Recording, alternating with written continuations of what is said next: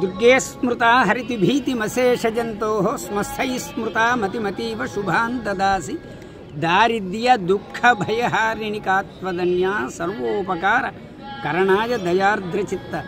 కరుణా దయార్ద్రములు కలిగినటువంటి తల్లి దుర్గమ్మ.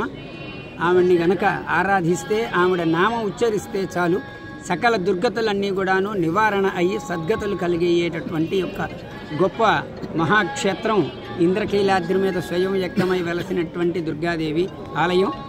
ఈ ఆలయంలో నిత్యోత్సవ, పక్షోత్సవ, మాసోత్సవ, సాంవత్సరిక విశేష ఉత్సవాల్లో భాగంగా ఆషాఢమాసం వారాహి నవరాత్రోత్సవ మాసము చాలా విశేషమైనటువంటిది.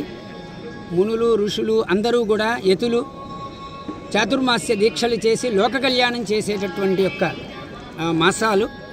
అందువల్ల ఈ మాసంలో పవిత్రసారి సమర్పించి అశేష భక్తవాహిని అందరూ కూడాను సకల సౌభాగ్యాలతో వర్ధిల్లాలి అని చెప్పని ఈ ఆషాఢమాసం వారాహి నవరాత్రాలు చేసుకుంటూ మరి ఈ పవిత్రసారే కార్యక్రమాన్ని గత 26వ తారీఖున మా కార్యనిర్వహణాధికారి వారి ఆధ్వర్యంలో ప్రారంభం చేయటం జరిగింది.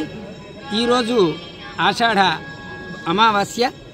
ఈరోజు దేవస్థాన వైదిక సిబ్బంది, వేద పండితులు, అర్చకులు, ప్రధాన అర్చకులు, ఉప ప్రధాన అర్చకులు, ముఖ్య అర్చకులు, అర్చకులు, పరిచారకులు మొత్తం అందరూ కూడాను వైదిక సిబ్బంది అందరూ కూడా ఈరోజు అమావాస్య కాబట్టి ఈ రోజుతో సారె సమాప్తి చేయటం జరుగుతున్నది.